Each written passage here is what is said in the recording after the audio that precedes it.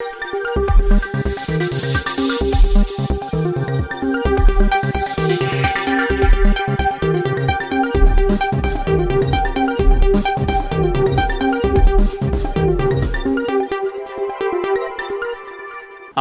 ഇളയവരെ വിശേഷങ്ങളിലേക്ക് സ്വാഗതം. വേനൽ മഴയിലും ഇടിമിന്നലിലും പട്ടാമ്പിയിൽ വ്യാപക നാശനഷ്ടം. വെളത്തൂരിൽ ഇടിമിന്നലിൽ ബെഡ് ഫാക്ടറി കത്തിനശിച്ചു. ലക്ഷക്കണക്കിന് രൂപയുടെ നാശനഷ്ടമാണ് സംഭവിച്ചത്.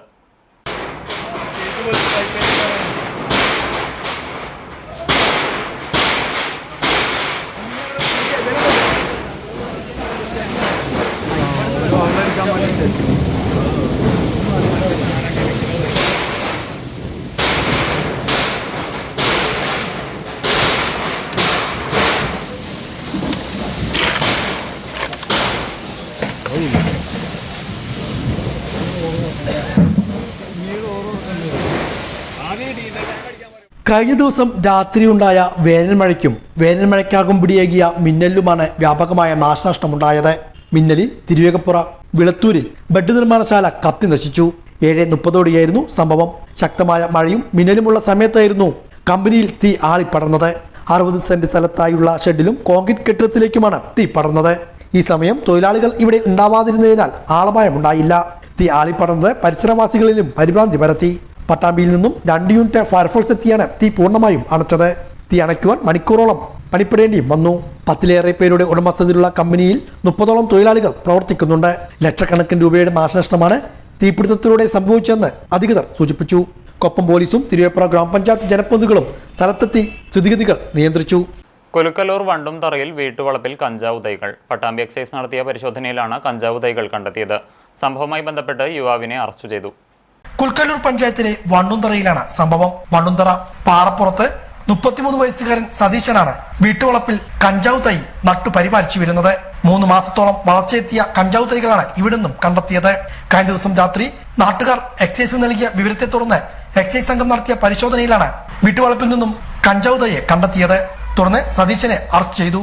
കഞ്ചാവ് കേസിൽ നേരത്തെ സതീശൻ പ്രതി കൂടിയാണ്. ഈ പ്രദേശങ്ങളിൽ ലഹരി വിൽപ്പനയുമായി ബന്ധപ്പെട്ടുള്ള പരാതികൾ നാട്ടുകാർക്കിടയിലുണ്ട്. ഇതേ തുടർന്നുകൂടിയാണ് നാട്ടുകാർ പരിശോധന നടത്തിയത്. ഇതിനിടെയാണ് സംശയാസ്പദമായി 3 യുവാക്കളെ ഇവിടെ കണ്ടെത്തിയത്. തുടർന്നാണ് എക്സൈസിന് വിവരം നൽകിയത്.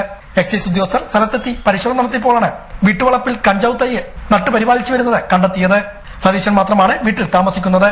ഇയാളെ കോടതിയിൽ ഹാജരാക്കി റിമാൻഡ് ചെയ്തു. പട്ടാമ്പി എക്സൈസിന്റെ നേതൃത്വത്തിലായിരുന്നു പരിശോധന. Preventive officer AR Rajendran, civil excise ഓഫീസർമാരായ സാം ജോസ്, അനൂപ് രാജ്, വിജയ്, വിഷ്ണു എന്നിവരും സംഘത്തിലുണ്ടായിരുന്നു. ചാലിശ്ശേരി പെരുമണ്ണൂർ കോട്ടക്കാവ് ക്ഷേത്രോത്സവ സംഘർഷവുമായി ബന്ധപ്പെട്ട് 3 പേരെ ചാലിശ്ശേരി പോലീസ് പിടികൂടി. ക്ഷേത്രോത്സവത്തിനിടെ സംഘർഷമുണ്ടാക്കിയ പ്രതികൾക്കെതിരെ പോലീസ് വധശ്രമത്തിന് കേസെടുത്തിരുന്നു. ഈ സംഘർഷത്തിൽ ഉൾപ്പെട്ട പ്രതികളെ രക്ഷപ്പെടാനും ഒളിവിൽ പോവാനും സഹായിച്ച 3 പേരാണ് പോലീസ് പിടിയിലായത്. കൂറ്റനാട് സ്വദേശി വിഷ്ണു, ശ്രീജിത്ത്, ജയകൃഷ്ണൻ പെരുമണ്ണൂർ എന്നിവരെ പോലീസ് കോടതിയിൽ ഹാജരാക്കി. കൂറ്റനാട് പഞ്ചായത്ത് ഓഫീസ് തുറന്നിട്ട നിലയിൽ കണ്ടെത്തി. മിനി സിവിൽ സ്റ്റേഷനിൽ പ്രവർത്തിക്കുന്ന ചാലിശ്ശേരി പഞ്ചായത്ത് ഓഫീസിന്റെ മുൻവശത്തെ സിറ്റൌട്ടിലേക്ക് കടക്കുന്ന ഭാഗത്തെ ഗ്രില്ലാണ് തുറന്നിട്ട നിലയിൽ കണ്ടത്. ഞായറാഴ്ച രാവിലെ കമ്മ്യൂണിറ്റി ഹാളിന്റെ വാച്ച്മാനാണ് ഗ്രില്ല് തുറന്നത് കണ്ടത്. ഗ്രില്ല് തുറന്നാൽ ഓഫീസിനുള്ളിലേക്ക് പ്രവേശിക്കാൻ കഴിയും. ഓഫീസിന് 3 താക്കോലുകളാണുള്ളത്.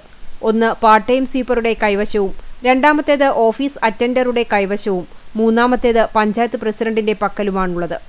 ഗ്രില്ലിന്റെ പൂട്ട് താക്കോലില്ലാതെ പ്രസ് ചെയ്ത് പൂട്ടാൻ കഴിയുന്ന തരത്തിലുള്ളതാണ്. ശനിയാഴ്ച ഓഫീസ് പൂട്ടിപ്പോയത് അസിസ്റ്റന്റ് എഞ്ചിനീയറുടെ ഓഫീസിലുള്ളവരാണ്. അവർ കൃത്യമായി പൂട്ട് ലോക്കായി എന്ന് ഉറപ്പുവരുത്തിയാണ് പോയതെന്ന് പറയുന്നു. പ്രസിഡന്റ് ഒഴികെ താക്കോൽ കൈവശമുള്ളവർ 2 പേരും സ്ത്രീകളാണ്. അവരാരും രാത്രിയിൽ ഓഫീസിൽ എത്തിയിട്ടുമില്ല. ശേഷിക്കുന്ന ഒരു താക്കോൽ കൈവശമുള്ള പഞ്ചായത്ത് പ്രസിഡന്റ് രാത്രിയിൽ പഞ്ചായത്ത് ഓഫീസിൽ വന്നതാണോ അതോ മോഷണ ശ്രമമാണോ എന്നും സംശയം ഉയർന്നിട്ടുണ്ട്. കൂടുതൽ അന്വേഷണം നടത്തിയാൽ മാത്രമേ സംഭവത്തിന്റെ യഥാർത്ഥ വസ്തുത പുറത്തുവരികയുള്ളൂ. മാർച്ച് മാസമായതിനാൽ നികുതികളും ലൈസൻസ് ഫീകളും ഉൾപ്പെടെ വലിയ സംഖ്യ പഞ്ചായത്ത് ഓഫീസിൽ സൂക്ഷിച്ചിട്ടുണ്ട്. ചാലിശ്ശേരി പഞ്ചായത്ത് ഓഫീസിലേക്ക് പ്രവേശിക്കുന്ന പ്രധാന കവാടമായ ഗ്രില്ല് തുറന്നിട്ട നിലയിൽ കണ്ടെത്തിയ സംഭവത്തിൽ സമഗ്രമായ അന്വേഷണം നടത്തി കുറ്റക്കാർക്കെതിരെ നടപടി സ്വീകരിക്കണമെന്നാവശ്യപ്പെട്ടുകൊണ്ട് CPM പഞ്ചായത്ത് ഓഫീസിലേക്ക് മാർച്ച് നടത്തി. CPM ചാലിശ്ശേരി ലോക്കൽ കമ്മിറ്റിയുടെ നേതൃത്വത്തിൽ നടത്തിയ മാർച്ച് ഏരിയ കമ്മിറ്റി അംഗം PR കുഞ്ഞുണ്ണി ഉദ്ഘാടനം ചെയ്തു. ഏരിയ കമ്മിറ്റി അംഗം TM കുഞ്ഞുകുട്ടൻ അധ്യക്ഷനായി. Local secretary KR Vijayamma, panchayat അംഗം PV രജീഷ് എന്നിവർ സംസാരിച്ചു. ഇത് കോൺഗ്രസിന്റെയോ അല്ലെങ്കിൽ പഞ്ചായത്ത് പ്രസിഡന്റിന്റെയോ പഞ്ചായത്ത് സെക്രട്ടറിയുടെയോ പൊതു സ്വത്തല്ല. അവർക്ക് ഇഷ്ടം പോലെ തുറന്നു കളിക്കാനോ മറ്റു കാര്യങ്ങൾ ചെയ്യാനോ ഉള്ള ഒരു സ്ഥാപനമല്ല ഇത്. ഞാൻ ശിവാസ് മെമ്പറോട് ചോദിച്ചപ്പോൾ ഇന്നലെ ലക്ഷക്കണക്കിന് രൂപയുടെ പിരിവ് ടാക്സ് ഇനത്തിൽ വന്നിട്ടുണ്ടോ എന്നാണ്. ആ ഫണ്ട് അത് നഷ്ടപ്പെട്ടിട്ടുണ്ടോ? നമുക്കതിനൊന്നും പ്രശ്നമില്ല. ആ ഫണ്ടും പണവും നഷ്ടപ്പെട്ട് അതിൻ്റെ കസ്റ്റോഡിയൻ ഇവിടുത്തെ പഞ്ചായത്ത് സെക്രട്ടറിയാണ്. അത് അവർ നിർവഹിച്ചു. പക്ഷെ ജനങ്ങളുമായി ബന്ധപ്പെട്ടുകൊണ്ടുള്ള ഒരു സ്ഥാപനം എന്ന നിലയ്ക്ക് ഇവിടെ ഇത്തരത്തിലുള്ള പേക്കൂത്തുകൾ നടക്കുമ്പോൾ അല്ലെങ്കിൽ കള്ളൻ കയറിയാൽ അതിനെ സംബന്ധിച്ച് പഞ്ചായത്ത് മെമ്പർക്കും പഞ്ചായത്ത് മെമ്പർമാർക്കും പഞ്ചായത്ത് സെക്രട്ടറിക്കും അതിനെ സംബന്ധിച്ച് ഉത്തരവാദിത്തമില്ലേ? അതിന് നേതൃത്വം കൊടുക്കുന്ന പഞ്ചായത്ത് പ്രസിഡന്റിന് ഉത്തരവാദിത്തമില്ലേ? ഇതൊന്നും നിർവഹിക്കാതെ ഒരു ദിവസം കടന്നുപോയി. ഇന്നലെ വൈകുന്നേരം ഞങ്ങൾ പഞ്ചായത്ത് ഓഫീസിലേക്ക് മാർച്ച് നടത്തുമെന്ന് പ്രഖ്യാപിച്ചപ്പോൾ പിന്നെ എന്തുണ്ടായി എന്നറിയില്ല. പഞ്ചായത്ത് പോലീസൊക്കെ കൂടെ ഉണ്ട്. പോലീസിന് പരാതി കൊടുത്തോ? പോലീസ് അന്വേഷിച്ചു. സംസ്ഥാന സർക്കാർ കിഫ്ബി ഫണ്ട് 102 കോടി രൂപ ചെലവഴിച്ചു നിർമ്മിക്കുന്ന കാങ്കപ്പുഴ റെഗുലേറ്റർ കം ബ്രിഡ്ജിന്റെ അപ്രോച്ച് റോഡ് നിർമ്മാണവുമായി ബന്ധപ്പെട്ട് പാലത്തിന്റെ ഇരുവശങ്ങളിലുമുള്ള ഭൂവുടമകളുടെയും കെട്ടിട ഉടമകളുടെയും രണ്ടാം ഘട്ട യോഗം ചേർന്നു. തൃത്താല MLAയും മന്ത്രിയുമായ MP രാജേഷിന്റെ നേതൃത്വത്തിൽ കുമ്പിടിയിൽ ചേർന്ന യോഗത്തിൽ സ്ഥലം ഏറ്റെടുപ്പ് നടപടികൾ വേഗത്തിലാക്കി അപ്രോച്ച് റോഡ് നിർമ്മാണം ആരംഭിക്കുവാൻ ധാരണയായി. കോട്ടയ്ക്കൽ MLA ആബിദ് ഹുസൈൻ തങ്ങൾ ചടങ്ങിൽ അധ്യക്ഷത വഹിച്ചു. ആനക്കര പഞ്ചായത്ത് പ്രസിഡന്റ് K മുഹമ്മദ് സ്വാഗതവും കുറ്റിപ്പുറം പഞ്ചായത്ത് പ്രസിഡന്റ് നസീറ നന്ദിയും പറഞ്ഞു. ജനപ്രതിനിധികൾ, land acquisition special tahsildar Kannan, valuation assistant VP Jaya, revenue inspector Anilkumar, Subramanian, surveyor Vijina തുടങ്ങിയ ഉദ്യോഗസ്ഥർ, നിർമ്മാണ കമ്പനി പ്രതിനിധികൾ, സ്ഥലമുടമകൾ എന്നിവർ യോഗത്തിൽ പങ്കെടുത്തു. ഇനി ഇപ്പൊ നിങ്ങളെ വിളിച്ചതിന്റെ കാര്യം എന്താണെന്ന് വെച്ചാൽ, ആരുടെയൊക്കെയാണ് ഭൂമി എടുക്കുന്നതെന്ന് എല്ലാവർക്കും അറിയാം. നിങ്ങൾക്ക് എല്ലാവർക്കും അറിയാം എത്ര ഭൂമിയാണ് എടുക്കുന്നത്. അതിന്റെ വില പാർലമെന്റ് പാസാക്കിയ നിയമപ്രകാരമാണ്. ഇതിൻ്റെ നല്ല ഇന്ത്യയിൽ എവിടെയും 1 ഇഞ്ച് ഭൂമി ഏറ്റെടുക്കുന്നത് ആ നിയമത്തിൻ്റെ അടിസ്ഥാനത്തിലാണ്. അപ്പം ആ നിയമം അനുവദിക്കുന്ന നഷ്ടപരിഹാരം ആണ് ഓരോരുത്തർക്കും നൽകുക. എത്ര സമയമെടുക്കും എന്നത് അധിക സമയമെടുക്കില്ല. അതിനുള്ളിൽ ഈ പൈസ ഓരോരുത്തർക്ക് ചെക്ക് കൈമാറുകയും ചെയ്യും. ഭൂമി വിട്ടു തന്നാൽ റോഡിൻ്റെ നിർമ്മാണം അതിവേഗത്തിൽ നടത്താം. ഇതേ കമ്പനിയാണ് നടത്തുന്നത്. അപ്പം അവർ ആവശ്യപ്പെട്ടിട്ടുണ്ട്. കാരണം അല്ലെങ്കിൽ പാലം പണി കഴിഞ്ഞു, ഇനി 10 മാസം കഴിഞ്ഞിട്ട് അവർക്ക് തിരിച്ചു വന്ന് ചെയ്യാൻ പ്രയാസമാണ് എന്നാണ് അവർ പറയുന്നത്. തൃശൂർ നെഹ്റു യുവകേന്ദ്രയും തളി നെഹ്റു സ്മാരക വായനശാലയും ചേർന്ന് തളി ANMM UP സ്കൂളിൽ ലഹരിവിരുദ്ധ ബോധവൽക്കരണ ക്ലാസും ഫിറ്റ്നസ് റണ്ണും നടത്തി.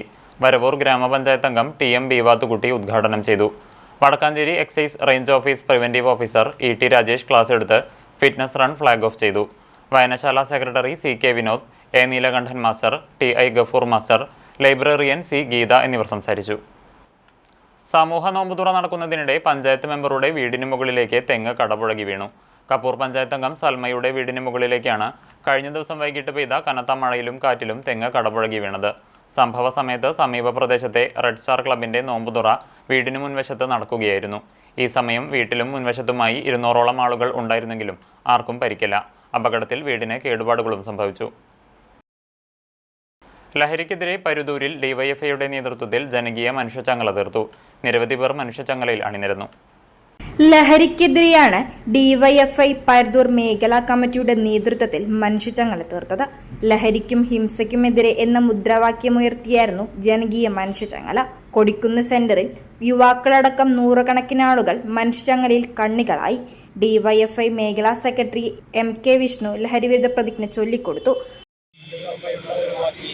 മാറ്റാനും നമുക്ക് ഒരുമിച്ച് പ്രവർത്തിക്കാനാവണം. ലഹരി വസ്തുക്കൾ ഉപയോഗിക്കുന്നവരെയും വിതരണം ചെയ്യുന്നവരെയും നിരീക്ഷിക്കാനും ജനകീയ സ്ക്വാഡായി ഞങ്ങൾ മാറുകയും ഈ സാമൂഹ്യ വിപണി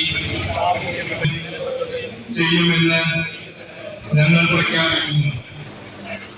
വേണ്ട ലഹരിയും ഹിംസയും എന്ന മുദ്രാവാക്യം നിർത്തി കേരളത്തിൽ ലഹരിക്കെതിരായ ജനകീയ കവചം സൃഷ്ടിക്കാനുള്ള DYFI ശ്രമത്തെ നമുക്ക് ഒരുമിച്ച് വിജയിപ്പിക്കാനാകണമെന്നും.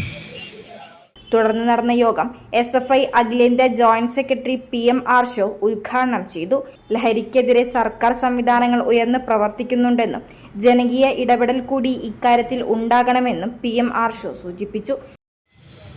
നമ്മുടെയൊക്കെ മനസ്സിനെ പ്രയാസപ്പെടുത്തുന്ന, ആശങ്കയാഴ്ത്തുന്ന വൈവിധ്യമാർന്ന വിഷയങ്ങൾ പൊതുസമൂഹത്തിൽ ഉയർന്നു വരുന്ന നിലയിലായിരുന്നു. പലപ്പോഴും നമ്മളൊന്നും പ്രതീക്ഷിക്കാത്ത നിലയിലേക്കുള്ള വാർത്തകൾ, വിവരങ്ങൾ, നമ്മുടെ നാടിന്റെ സമൂഹത്തിന്റെ പോക്ക് എങ്ങോട്ട് എന്ന നിലയിൽ ആശങ്കപ്പെടുത്തുന്ന വാർത്തകൾ ഉണ്ടാകുമ്പോൾ അതിനെതിരെ നിലയുറപ്പിക്കുക, തെറ്റുകളിൽ നിന്ന് നമ്മുടെ നാട്ടിലെ അവസാനത്തെ മനുഷ്യരെയും ശരിയുടെ പാതയിൽ അണിനിരത്തുക എന്ന ഉത്തരവാദിത്വം ഈ നാടിനാകെ ഉണ്ട് എന്നതാണ് ഡിവൈഎഫ്ഐയുടെ ബോധ്യം. ഈ ദിവസങ്ങളിൽ അതിശക്തമായ ആക്ഷനുകൾ കേരളത്തിലെ നിയമ സംവിധാനങ്ങളുടെ ഭാഗത്തു നിന്ന് ലഹരി മാഫിയ സംഘങ്ങൾക്കെതിരെ ഉണ്ടായിക്കൊണ്ടിരിക്കുന്നതിന്റെ വാർത്തകൾ നമ്മുടെ മുമ്പിലുണ്ട്. യോഗത്തിൽ മേഖലാ പ്രസിഡന്റ് VP കൃഷ്ണദാസ് അധ്യക്ഷത വഹിച്ചു. Block secretary AN Neeraj, CPM Parathur local secretary PK Chellukutty, മേഖലാ കമ്മിറ്റി അംഗം PP അഭിറാം തുടങ്ങിയവർ പങ്കെടുത്ത് സംസാരിച്ചു.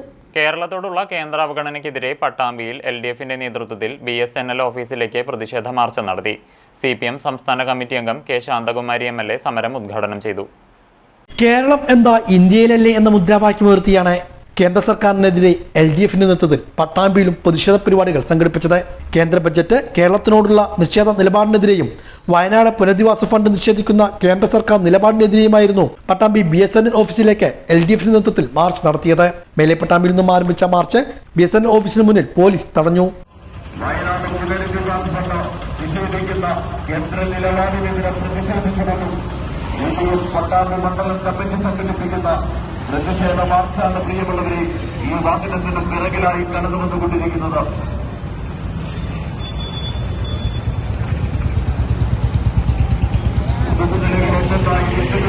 നരേന്ദ്രമോദിയും കൂട്ടാളികളും കേരളത്തിന് അവകാശപ്പെട്ട അനുഭവിച്ച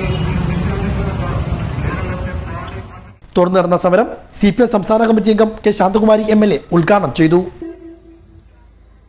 ഇന്ത്യയിലെ ഇതര സംസ്ഥാനങ്ങളോട്, പ്രത്യേകിച്ചും BJP ഇതര സംസ്ഥാനങ്ങളോട് കാണിക്കുന്ന സാമ്പത്തിക ഉപരോധവും രാഷ്ട്രീയ വിരോധവും ഭരണഘടന ഉയർത്തിപ്പിടിച്ചുകൊണ്ട് ഭരിക്കേണ്ടതായിട്ടുള്ള യൂണിയൻ ഗവൺമെന്റ് തികച്ചും രാഷ്ട്രീയ വിരോധം തീർക്കുന്നതിന് വേണ്ടിയിട്ടുള്ള ബോധപൂർവമായ ഇടപെടലാണ് BJP സർക്കാർ നടത്തിക്കൊണ്ടിരിക്കുന്ന. വിശേഷിച്ച കേരളത്തിനോട് തികച്ചും ശത്രുതാ മനോഭാവത്തോടുകൂടി യൂണിയൻ ഗവൺമെന്റ്, BJP നേതൃത്വം കൊടുക്കുന്ന യൂണിയൻ ഗവൺമെന്റ് നടപടി സ്വീകരിച്ചുകൊണ്ടിരിക്കുകയാണ്. അതിൽ പ്രധാനപ്പെട്ട ഒരു കാര്യം എന്ന് പറയുന്നത്, കേരളത്തിൽ ഇടതുപക്ഷ ജനാധിപത്യ മുന്നണി ഗവൺമെന്റാണ് ഭരിക്കുന്നത്. അത് തുടർച്ചയായി ഭരിച്ചുകൊണ്ടിരിക്കുന്നു. രണ്ടാമതും സഖാ പിണറായി വിജയൻ അധികാരത്തിൽ വന്നിരിക്കുന്നു. അതുകൊണ്ട് തന്നെ അന്ധമായ കമ്മ്യൂണിസ്റ്റ് വിരോധമാണ്, ഇടതുപക്ഷ വിരോധമാണ് BJP സർക്കാർ കേരളത്തിനോട് കാണിക്കുന്നത്. 3.5 കോടി OK Sethalavi, CPM Pattambi area secretary T Gopalakrishnan, TK Narayanadas, NP Vinayakumar, P സുന്ദരൻ, മറ്റു ഘടകകക്ഷി നേതാക്കളും പങ്കെടുത്ത് സംസാരിച്ചു. Chalissery GCC arts and sports club, Kerala സാഹിത്യ അക്കാദമി ആദ്യ ചീഫ് വനിതാ ലൈബ്രറിയനായി സേവനം ചെയ്യുന്ന ഗ്രാമത്തിന്റെ അഭിമാനമായ PK ശാന്തയെ ആദരിച്ചു. Club secretary Jiju Jacob PK ശാന്തയ്ക്ക് ഉപഹാരം നൽകി. ക്ലബ്ബ് രക്ഷാധികാരി PS Vinu, vice president CV Manikandan, joint secretary Babu P George, ഭരണസമിതി അംഗങ്ങളായ Robert Thampi, AC Johnson, Boban C Paul എന്നിവർ സംസാരിച്ചു. ഗൃഹനാഥൻ യാത്രയ്ക്കിടെ കുഴഞ്ഞു വീണ് മരിച്ചു. ആമക്കാവ് മാത്തൂർ സ്വദേശി നമ്മിണിപ്പറമ്പിൽ കുട്ടനാണ് മരിച്ചത്. 62 വയസ്സായിരുന്നു. ഞായറാഴ്ചയാണ് സംഭവം. ഇയാൾ കുന്നംകുളത്തേക്ക് പോയതായിരുന്നു. തിരിച്ചു വരാനായി ബസ് കാത്തു നിൽക്കുന്നതിനിടെ പെട്ടെന്ന് കുഴഞ്ഞു വീഴുകയായിരുന്നു. നാട്ടുകാർ ഉടൻ തന്നെ കുന്നംകുളം താലൂക്ക് ആശുപത്രിയിൽ പ്രവേശിപ്പിച്ചെങ്കിലും ജീവൻ രക്ഷിക്കാനായില്ല. ശാന്ത ഭാര്യയും വിനോദ്, വിജിത്ത്, വിദ്യ എന്നിവർ മക്കളുമാണ്.